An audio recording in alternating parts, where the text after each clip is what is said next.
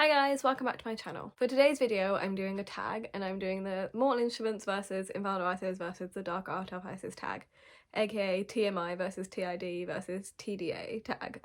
As you may or may not know, I'm a very big fan of the Shadowhunter Chronicles. It's like my favourite world. I'm low-key obsessed with it. Like every time a new book comes out I drop everything to read it straight away. It's like my comfort series. I could make a whole video about why I love the Shadowhunter books, but that's why I'm going to do a Shadowhunters related video. The premise of this tag is that you have a bunch of questions and you pick which of the series does this the best out of the three, and then you pick which series overall won based on which one had the most points. I will leave the original creator down below. I think it was originally TMI versus TID, and I think Emma Books added the TDA version, but I'm not 100% sure, but I will leave them both linked down below. I can already tell you the Infernal Devices is probably going to win this because it's my favourite series of all time. I'm obsessed with it. It's like my trilogy. I'm in love with it, and it will probably win almost all of these categories. So the first category is the best main character. So you have Clary from the Mortal Instruments, Emma from the Dark Artifices, or Tessa from the Infernal Devices. Clary is an automatic no for me. I don't like Clary. I never have. She's always been the reason I don't enjoy the Mortal Instruments as much as I enjoy the other books in the series, just because I don't like her. I find her really irritating. Tessa and Emma are completely different in terms of character traits. Tessa is very much a new girl coming into it. She is living in Victorian London, so she's much more, I guess, patriarchal in that way. Like she follows sort of social norms. Emma is very much a badass. She does what she wants. She doesn't care about anyone. But I think I prefer Tessa still, just because I can relate to Tessa a lot.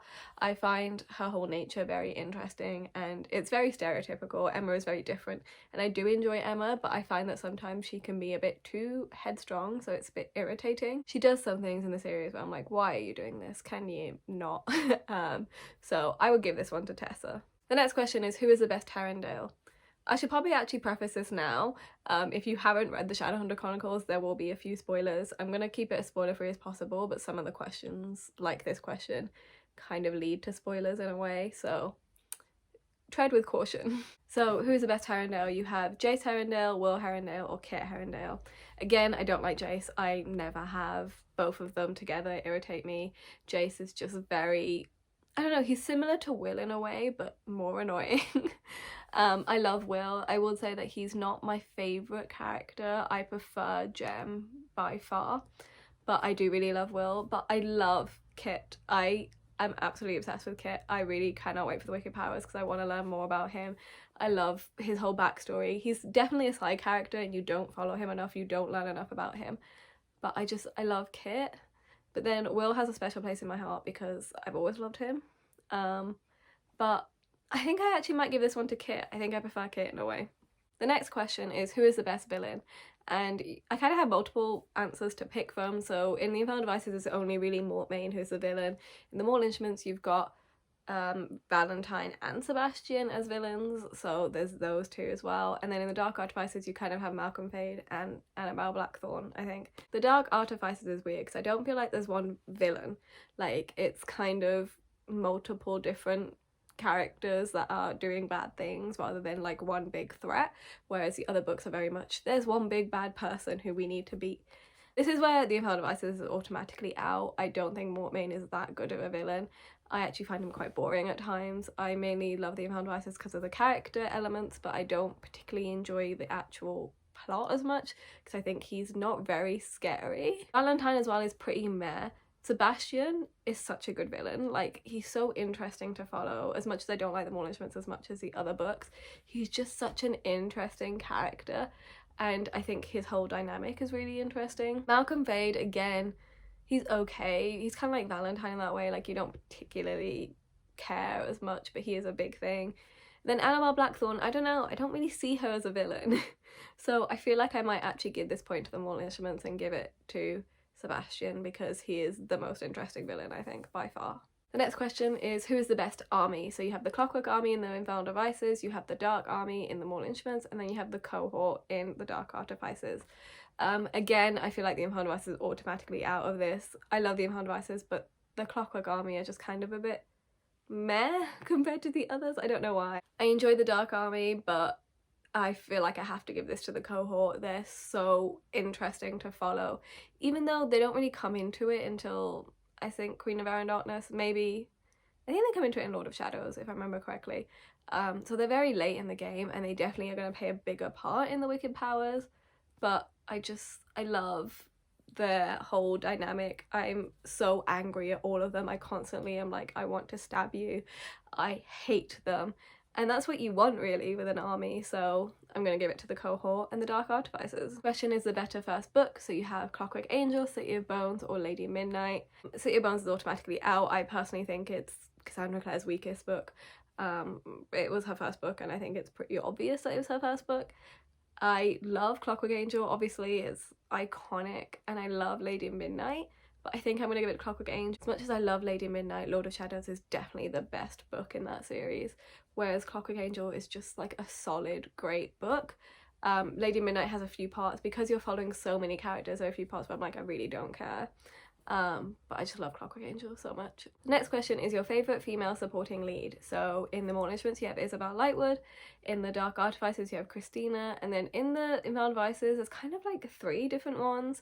I think in the question they put Cecily, but there's also Sophie and Charlotte.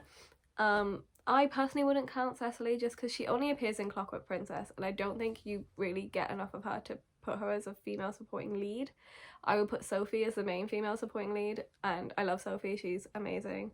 I do like Isabel. I find Christina kind of boring. But I don't know which one I prefer out of Sophie and Isabel.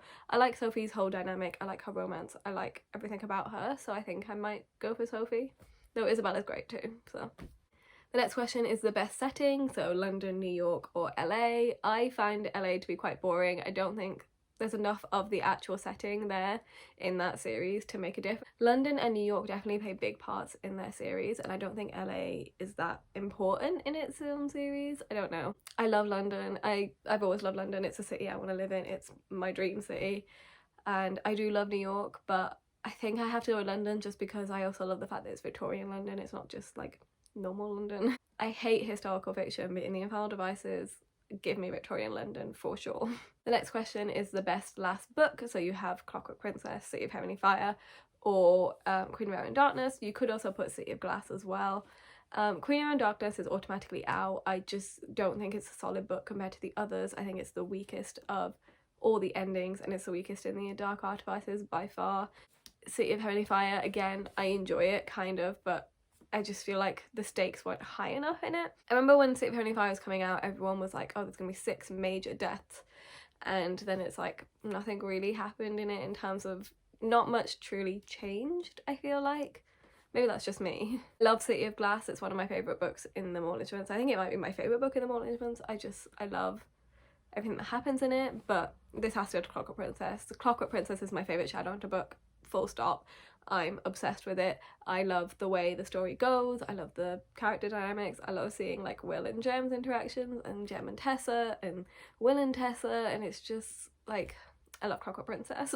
And the final question is, what's the best epilogue? Clockwork Princess, City of Heavenly Fire, or Queen of Air and Darkness? So I had to think about what the epilogues were. So Clockwork Princess is kind of obvious, their epilogue. I love their epilogue, it's like iconic.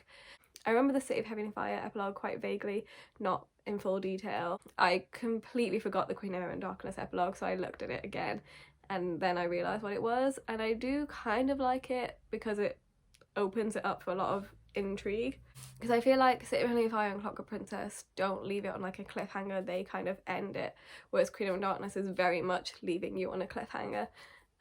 Which is why Queen of Darkness I don't think is a good epilogue, because it doesn't feel like an ending in a way. I again have to go with Clockwork Princess here. Clockwork Princess is the best book ever, and I'm obsessed with the way it ends. I love the epilogue, I love seeing what happens. I feel like most Shadowhunter fans realise that this Clockwork Princess epilogue is just so beautiful, and nothing can top Clockwork Princess. Like honestly, Cassandra Clare has not topped Clockwork Princess at all, and I don't know if she ever will because honestly the feelings that gave is just unparalleled. I was at a One Direction concert the day Clockwork Princess came out, and I had the book in my bag, and I was so annoyed that I couldn't be reading it and I had to watch One Direction, even though I love One Direction, I always have, but I was just like, I want to read my book, I want to finish, and I want to see what's happening. But yeah, I just realised as well that I missed out a question because I was wondering where this question was and I just completely skipped it. And that is best love triangle. So you have Will, Jem and Tessa in the Infernal Devices, Clary, Jason, Simon in the Mortal Instruments, and then the Dark Artificers, I think they put Mark, Emma and Julian, but then I think Emma Books changed it to Mark, Christina and Kieran. Clary, Jason, Simon are so annoying. I hate them as a love triangle. It should not be in a love triangle. So that's an automatic out. Again, Emma, Mark and Julian I don't see as a love triangle, and I also don't see Mark, Christina and Kieran as a love triangle. Automatically you're just left with Will, Jem and Tessa, but Will, Jem and Tessa is the best love triangle ever. Like, honestly, it's my favourite love triangle, full stop. It's the only good love triangle, I think. It's so wonderfully done. I love the way she ends it. I love the Infernal Devices. So the Mortal Instruments ended up with 1 point, the Dark Artificers ended up with 2, and then the Infernal Devices ended up with 7, which I knew was going to happen. The Infernal Devices was going to win. There was no doubt about that. And it deserved to win because it's the best trilogy of all time, and now I really want to reread it again. So yeah, this was just a really quick tag, Shadowhunter related tag. I love doing Shadowhunters related videos. I want to do more. I'm wearing my Shadowhunters hoodie. It's like Idris University, it says. It's just so subtle. I love it. I really want to do more Shadowhunters related videos because I love doing them. I did a tier ranking of all Shadowhunter characters, which was a pain to do because tier ranking videos are a pain. But I really loved doing that, and I love talking about Shadowhunters because I know a lot about the Shadowhunter world. I'm kind of obsessed with it, and I love it so much.